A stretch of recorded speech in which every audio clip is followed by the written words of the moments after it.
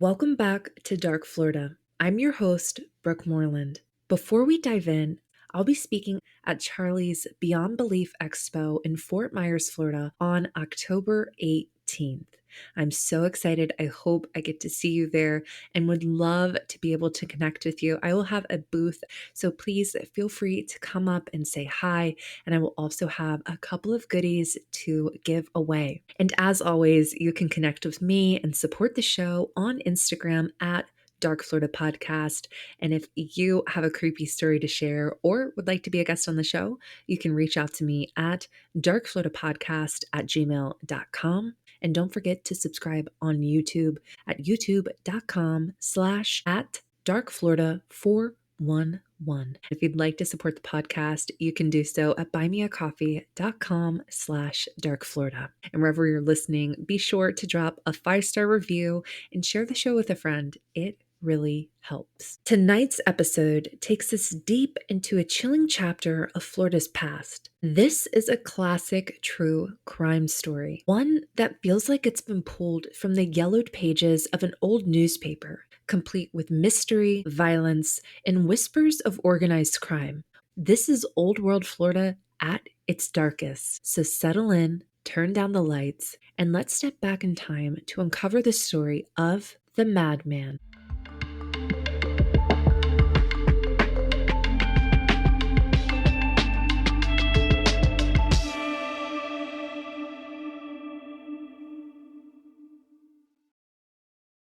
Welcome back to Dark Florida. Tonight on Dark Florida, we're diving into a chilling, forgotten case that once gripped the nation and shattered a small Florida Gulf Coast community. Our guest is M.F. Gross, a Florida-based author and historian whose latest book, Madman, uncovers the shocking 1949 Crystal Beach murder, the troubled life of John Calvin Russell, and the haunting questions that still linger to this day. M.F. Gross has a gift for bringing neglected pieces of Florida history back into the light and blending deep research with storytelling that pulls you straight into the past. From the shadows of a Chattahoochee State Hospital to whispers of organized crime to a daring escape from the Pinellas County Jail, his work shines a light on the dark corners of our state's history. Welcome, M.F. Gross, to Dark Florida.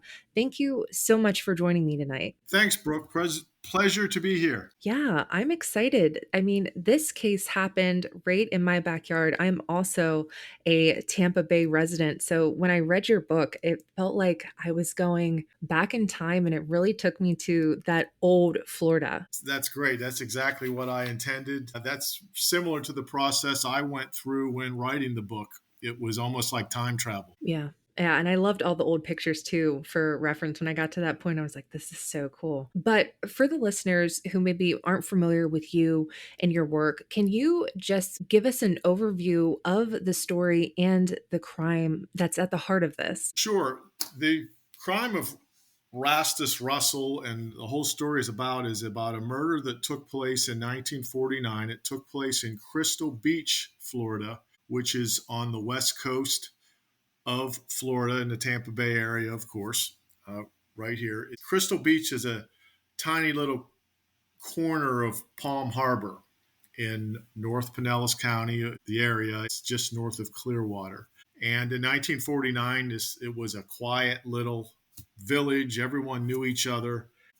Rastus Russell, who was kind of a local ruffian, ne'er-do-well, very familiar to local police, but he was primarily just a burglar and car thief. He didn't have anything like murder on his record. And for some reason, which we explore in the book, he showed up at the home of some senior citizens in Crystal Beach, and it turned into a very bloody and macabre scene that eventually involved 5 different victims.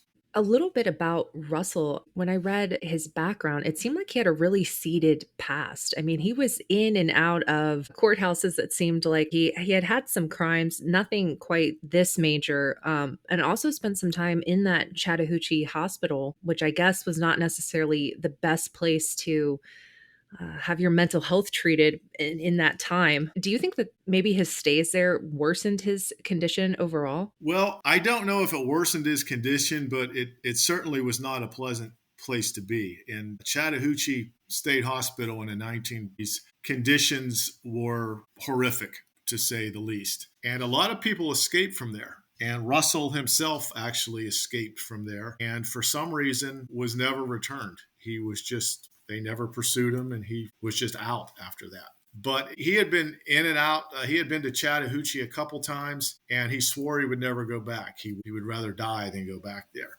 And actually spent some time in and out of prisons, also spent some time in a mental institution in Illinois. So he was no stranger to the system. Yeah, it certainly seems like there's a potential he could have been stopped sooner if he was properly dealt with by our system. But at that time, it just isn't as sophisticated as it is today. Yeah, they didn't have the treatment options that they have today. Russell was actually sent to the home for feeble-minded when he was 10 years old as a child. So he had problems early. And it's strange because he was not your typical, he wasn't mentally ill like he was wandering around the streets babbling to himself. I mean, by most accounts, he was a very good-looking, muscular, charismatic guy. And what a lot of the studied or the people that studied him back then and interviewed him concluded was he had a condition which they called at the time Jekyll and Hyde syndrome, where he could be sane most of the time and then just like a light switch could flip and he could just go crazy. And that appears to have played a role in what happened in Crystal Beach in 1949. Yeah. Absolutely. Now, what got you first looking into this case? How did you come across this and decide to write the book? Well, I lived in Crystal Beach for 12 years. And one day I happened to pick up a book on the history of Crystal Beach. And it was written by a lot of the old time residents there. They just local people each contributed a chapter talking about something they remember from their childhood growing up there in the 40s and 50s. And most of it was this idyllic going to picnics and scalloping off the shore and things like that. But among those stories, I came across one of a much darker nature. And it was a story by a lady by the name of Linda Henry. And Linda relayed a story of this Rastus Russell murder. And when she was a 6-year-old girl was when it happened. And she remembers walking up to this house the day after the murders and looking in the window. And she says, all as I remember is the blood. There was blood everywhere and there was a smell that came with it.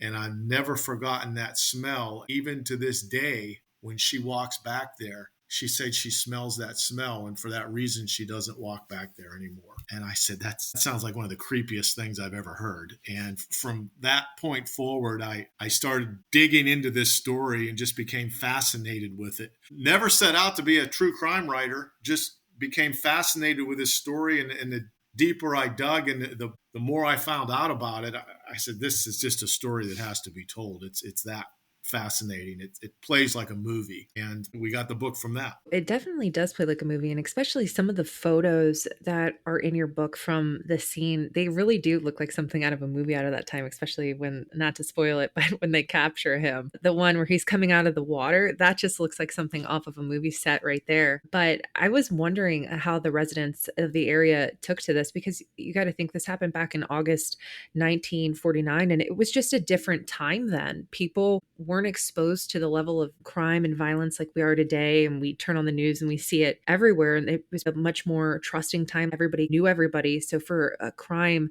this heinous to happen in a small Gulf Coast community, that must have really shook Pinellas County at that time. It did. To a person, the people I interviewed that were alive then, and most of them were children, they almost universally described it as terrified. And they all remember stories of being sent to their bedrooms, being locked, of dad sitting on the front porch with a shotgun. Some of their older siblings were out in the woods participating in the manhunts, armed, of course. You have to remember, Brooke, this was right after World War II, and the country was very much united. Communities were much more united then, and everybody knew each other. And you'll see in the book how the community really comes together as a whole to hunt this guy down and find him, and how much the police and the community really seem to work together. There doesn't seem to be as much separation as there is today.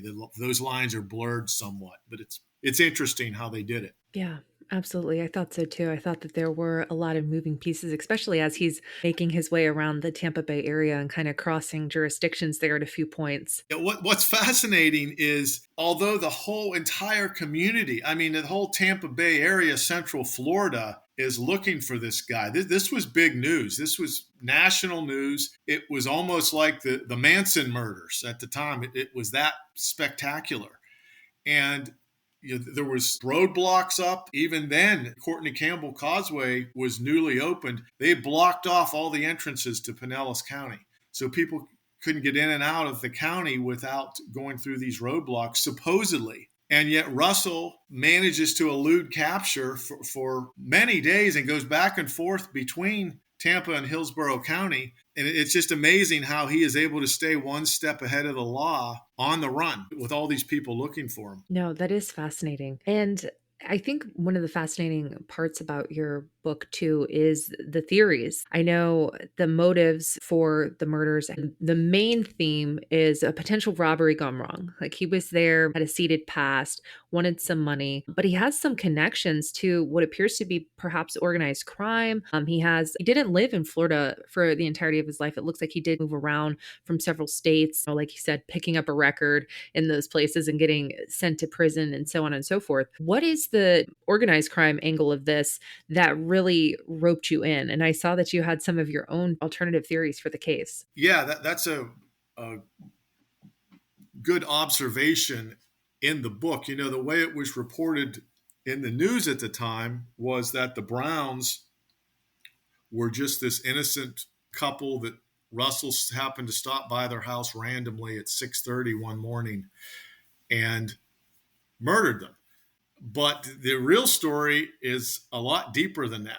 First of all, Russell, by his and Ann Brown's admission, had been to their house before, 2 months prior. And why he was there, Ann Brown changes the story why he was there 3 times, which is suspicious in and of itself. Then, when he does show up at their house, he spends 3.5 hours sitting at their kitchen table talking, having coffee. Now, if you're there to kill and rob somebody, why would you spend 3.5 hours sitting at their kitchen table having coffee with them? In addition, Ann Brown claims afterwards, she of course survived the attack. She claims she didn't know his name. So this guy's supposedly been to their house 2 months earlier. Now he's there. He spends 3.5 hours at their house having coffee, and she doesn't know his name. It starts to sound suspicious, and didn't say anything suspicious in the papers. But when I started interviewing the old-time residents, they all floated some version of the same rumor that the Browns owed money.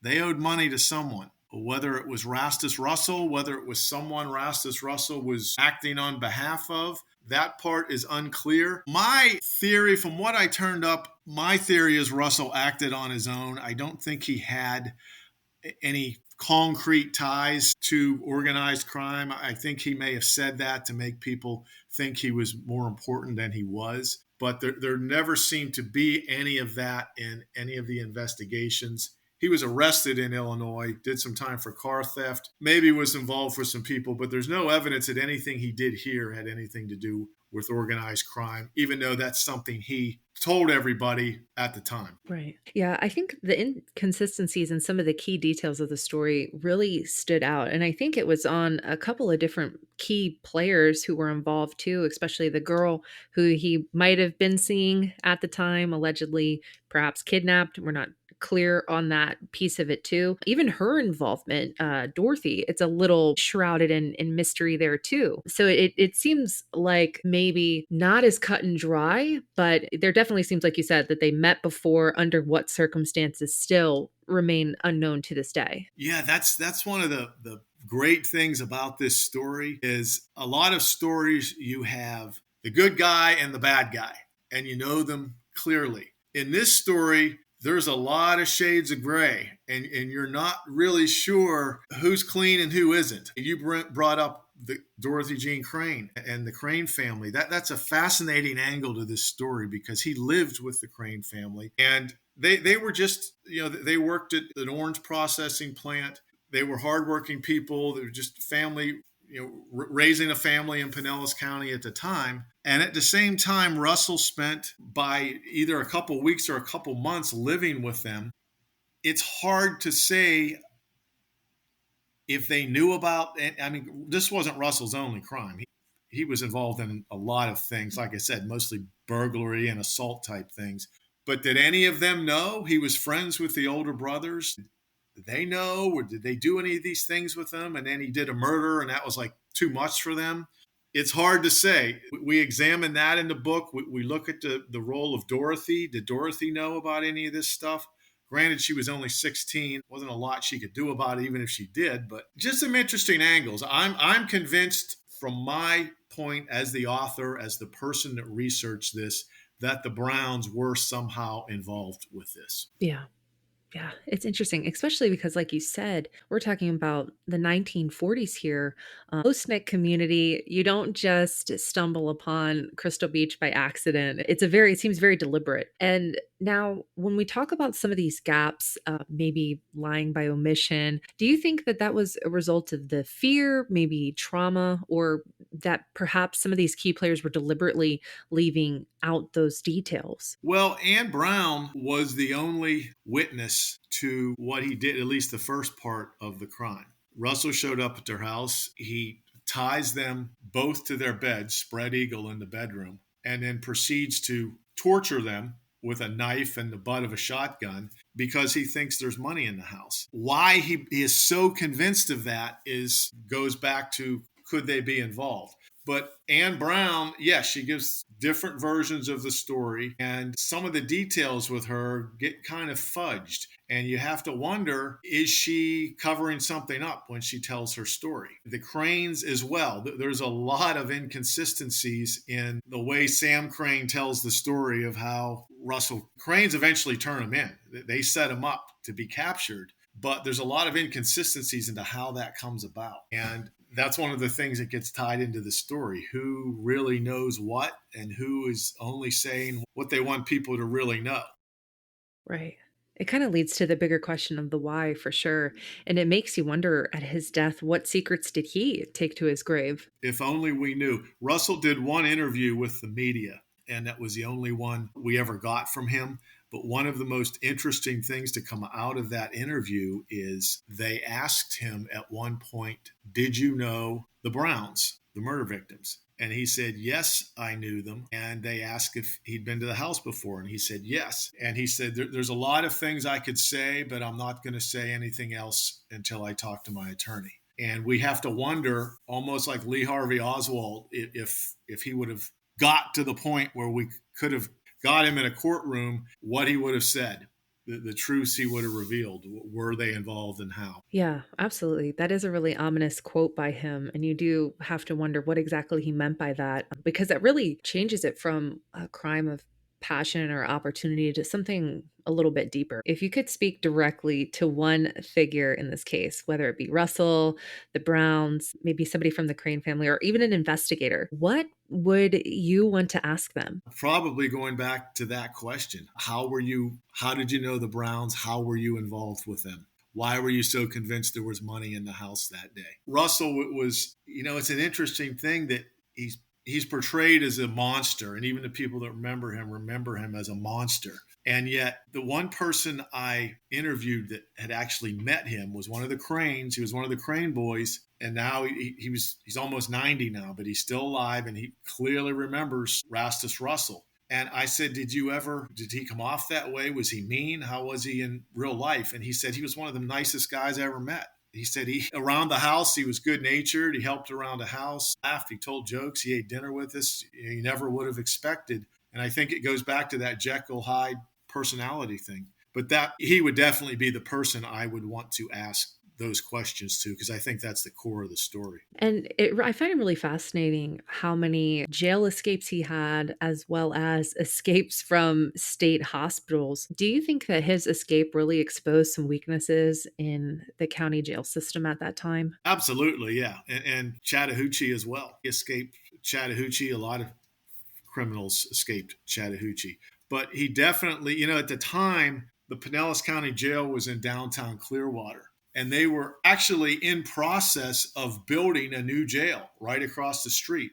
And that's where, if you know where, well, this would be for local listeners, but if you know where the Clearwater Courthouse is today, the building right beside that, which is now an administrative building, that was originally the new jail that was being built at the time Russell escaped. And for just those reasons, although it still wasn't easy to escape from that jail, there were so many things that lined up that night in perfect coordination that allowed him to escape. I think it probably pointed out some systematic flaws, but it was really the fault of the jailer who just didn't follow procedure. Right. And it's interesting how many little details there are like that in his story, where just one thing happened where it seemed, for lack of a better term, like he had luck on his side and was just able, like you said, I think earlier, was able to stay like a couple steps ahead of law enforcement the entire time up until his unfortunate demise. Well, yeah, and it's funny because Russell, yeah, he's an escape artist, but when you read his history and how many times he was arrested and how many times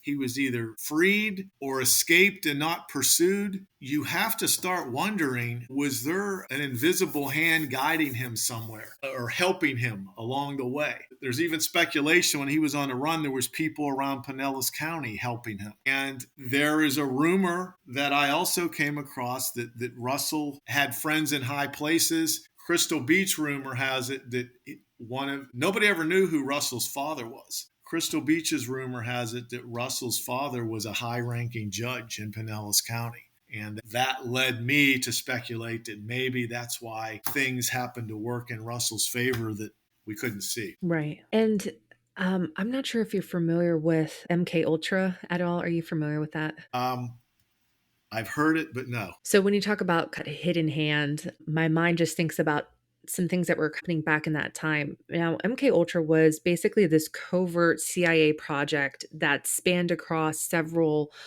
uh, jails, psychiatric institutions, as well as colleges, universities, and things like that back in the 1950s. Now, supposedly, MK Ultra officially operated from 1953 until 1973. And it had a really dark history associated with it. For example, some of these women who had been committed for postpartum, because back in the day, they didn't understand mental health like we do today and understand that, after childbirth, that women can go through a severe depression, and have suicidal thoughts and tendencies and things. So a lot of times they were just committed to state hospitals and almost like thrown away the key. Well, what was happening in these state hospitals, as you pointed out with Chattahoochee, were really dark and had some pretty skeevy stuff happening. Well, basically, MK Ultra tested LSD and secretly dosed people, and it was part of a mind control operation to see how it affected people. So, of course, they preyed on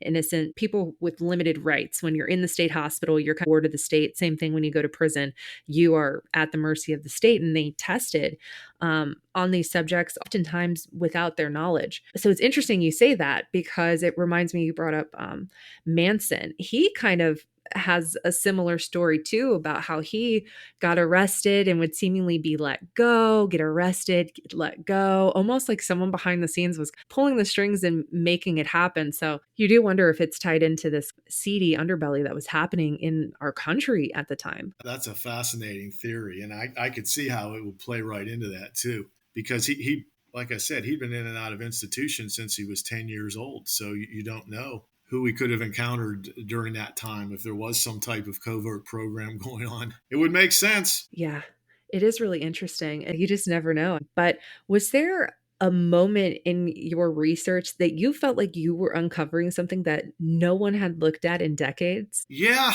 there was. I think probably the part about the theory about the Browns being involved somehow. Nothing I had read in my research ever hinted at that. That was purely by interviewing people that were alive then that relayed that theory to me. When I interviewed Wilburn Crane, Russell lived with his family, as I mentioned before. Crane told me a story that his father had told him after the Russell saga concluded, that the Browns had actually owned a jewelry store somewhere up in New York. And 2 months earlier, when Russell had come to the house, they had hired him to rob the jewelry store, take the jewels, bring them to the Browns, and the Browns would reimburse him with insurance money. And apparently Russell did his part. He gave him the jewels, and the Browns either didn't or couldn't pay. And that's why he was there that morning, to collect what was owed him. And when it wasn't given, he believed it was there somewhere, and he tied them up and tortured them until they gave him his cut. And we don't know. For all we know, Dan Browne gave up the money. We would never know if it did happen. But coming from that source, you've got to give it some weight. So, Absolutely. That's a yeah. fascinating theory. I mean, that would certainly explain you have a mentally unstable individual who has that Jekyll and Hyde personality, who seems to flip a switch and be a completely different person. And you put him in a sensitive situation where he believes he deserves something. I think that's enough to set him off. It is, and it also fits because the Browns were having financial trouble. They were selling their house. Mrs. Browne was actually going back to work. She had just got a job in St. or had an interview in St. Petersburg the next day scheduled. And these people are retired, and she's going back to work just to make ends meet. So they were definitely having some financial trouble. So why this guy would show up at the house demanding money from people that are in financial distress, that doesn't add up either. So it's interesting. Yeah, it's definitely one of those questionable details in the story. I do have to ask because on my show, not only do I dig into eerie true crime, but I dabble with the paranormal. So I know that the original house has been since torn down, if I read that correctly, that it no longer stands. Now, you said that one of the residents goes by and still kind of has that PTSD moment, smells the blood and the carnage from that day. That's could obviously be a trauma response to that area. But have you heard of any reports of paranormal activity in or around the house where that happened, or even maybe where he ultimately lost his life in Thonasasa? Yeah, I love that angle, Brooke. You're the first person that's asked me that, so I'm glad you did. Cool.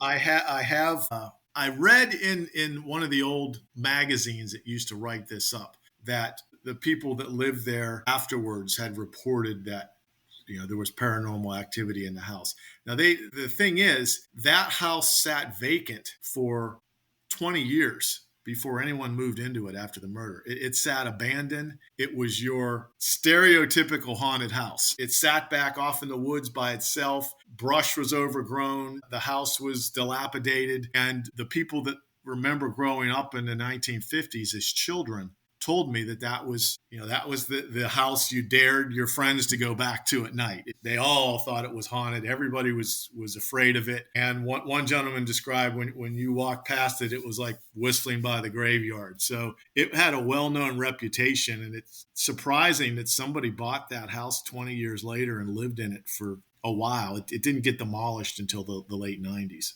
Yeah, that's interesting. Makes you wonder why. Yeah, I thought about that too. I went back there when I was just looking over the site. It's developed now, but the place where the house sat is kind of like a backyard area where there's trees. And the lot next to it, they just dug that lot up because they built a new house there. And when they were digging it up, I went through with permission of the owner and was just rooting around in the dirt, just hoping to find maybe a piece of wood or something from that house to tie it back to it. But yeah, I know what you mean there. I think visiting these places where the murder took place, where Russell was killed, I've been there, and I believe you can feel it still there. And that sounds a little, I don't know what you want to call it, spiritual, paranormal, but I just believe knowing what happened there, and maybe it's just because of my closeness to the material, but I believe you can feel it still Yeah. there. No, I'm a firm believer in that too. And that's a concept I explore on my show a lot too, or some of these places that still hold that residual energy from the dark things that happened there. And so the site in which he was killed, has that been developed, or is that still a field? I know that Florida, unfortunately, right now is incredibly overdeveloped and is not the same landscape that it was back in 1949. Is this place still stand, or did they put a development over it? Actually, no, it's still a field. It's a strawberry field now. and it's over in Thonotosassa. It was an orange grove and swamp at the time, but they grow strawberries there now. But Thonotosassa is very much like it was in the 1940s. It's still very rural, beautiful place, but very rural.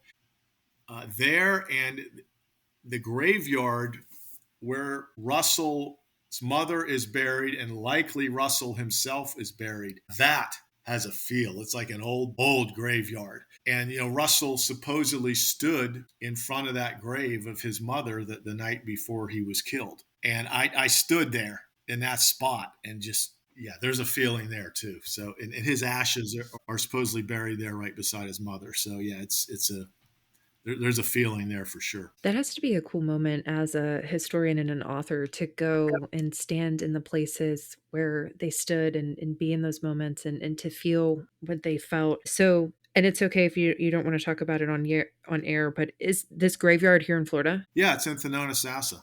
It's this Thonotosassa Cemetery, and it's still there. I mean, it's an old cemetery, but it's still open to the public, and you can walk through there. But yeah, I think that was my favorite part of writing the book, is visiting the actual locations, because you write on feel. Writing's about feelings, and if you don't, you have to feel those feelings yourself so you can make other people feel them. Well, I know I certainly enjoyed reading your book. I might be a little biased being a Tampa Bay resident myself, but hearing the stories as you told it from that time, it took me back in time because some of these landmarks still stand. You talk about the Bay Pines Hospital that is still here in St. Pete, and these different locations, old US 19 and Dunedin, and like you talked about the old jail and those types of things. And it's really cool. It really feels honestly like you're going back in time to old Florida. And I loved all of the references to the orange groves as they were at the time and just how untouched it felt in that point in time in our history. It was a really, really cool. Yeah, a lot of the buildings where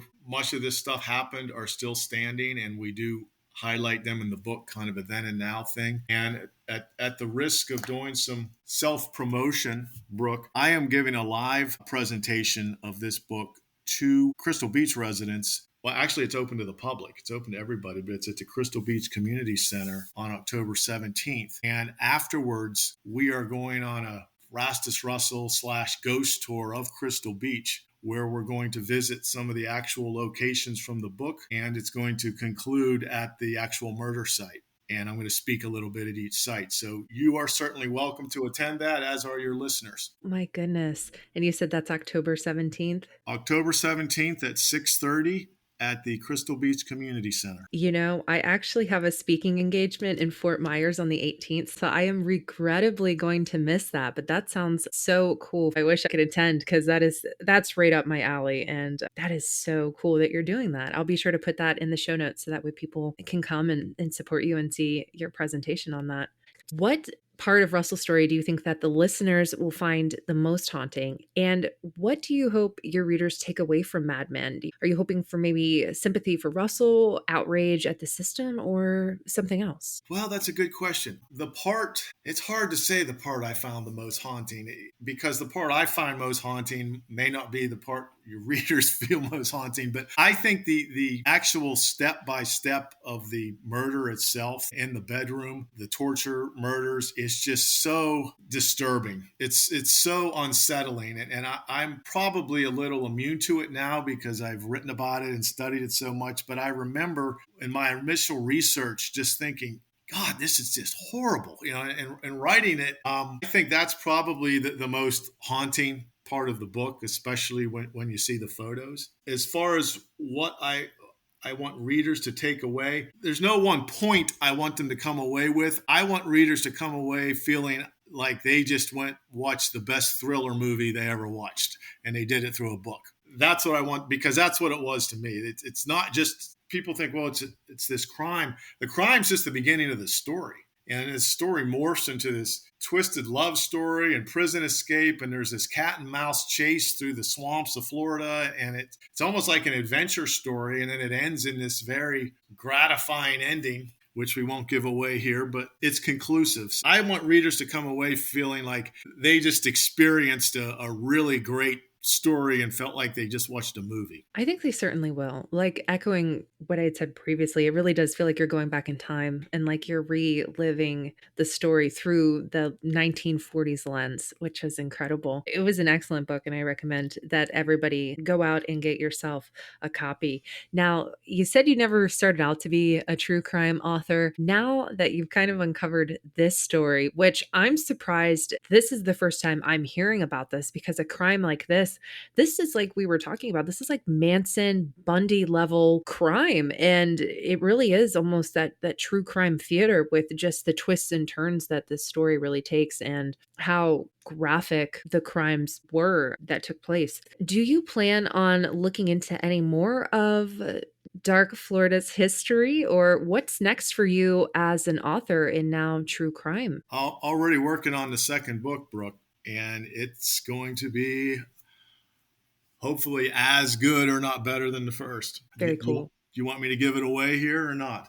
That's up to you. I would, of course, love for you to share as much as you're willing to. Well, it's definitely dark Florida, and you probably heard this story. It is the story of Victor Licata, who was the 21-year-old man that in 1933 in Ybor City took an axe and killed every member of his family in the house.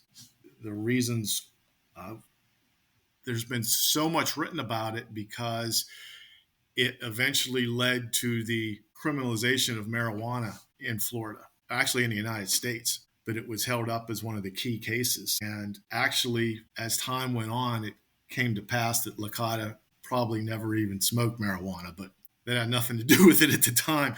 But it's not about that. What there's been a lot written about that angle. My angle is going to be exactly like the same angle as Madman, where we're actually going to go back and put the reader in 1933 in Ybor City and take them through the actual story itself, just like this one, without really the political angle, just the and it's every bit as fascinating as Madman. So can't I'm going to have fun writing it. That's for sure. Awesome. Yeah. Well, we'll definitely have to have you back on once that's published to be able to promote that and share a little bit more about it. I'm really looking forward to it. I know that it will be just as detailed rich as Madman is, and I can't wait. Ybor is another one of the cities with such a rich history, and I love that authors like yourself are shining a light on the Sunshine State and the history that we do have. Although it seems sometimes like it's forgotten, it's just always lurking in the shadows. Yeah, there's a lot here to unpack in our state, and yeah, I look forward to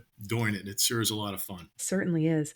I just want to thank you so much for coming on tonight, and give you an opportunity to, where can people find your work? Where can people get themselves a copy of your book, and anything that you'd like to plug? Sure. Yeah, you can get a copy of Madman. It's on almost all major retailers, Amazon, of course. It's also available on audio. We got, if anybody listening has watched the television show Scandal, we got actor George Newbern to narrate the book, and the audio book is fantastic. We talked about it sounded like a movie. It's about as close to a movie as you can get. George did a great job with it. The audio book is currently available on Spotify. It should be up on Amazon any day now. We just going through the approval process, but it should be up any day. So, but it's brand new. It's out. It's great. If you prefer to read, it's on Kindle, or you can order the hard copy book, either one. But Amazon or any of the other major retailers, best place to go. If you want the audio right now, today, Spotify is probably the best place. Awesome. That's incredible. And also my website, mfgross.com. We also have bonus content there. We have a lot of stuff that wasn't in the book, photographs, video clips, things like that. So be sure to visit me there too. Absolutely. Well, thank you again for coming on. I have thoroughly enjoyed our conversation, and I really enjoyed your book and just going back in time into Tampa Bay. Thanks, Brooke. I'm glad you have had me on your show. You have a really cool podcast here. Thank you. I appreciate it.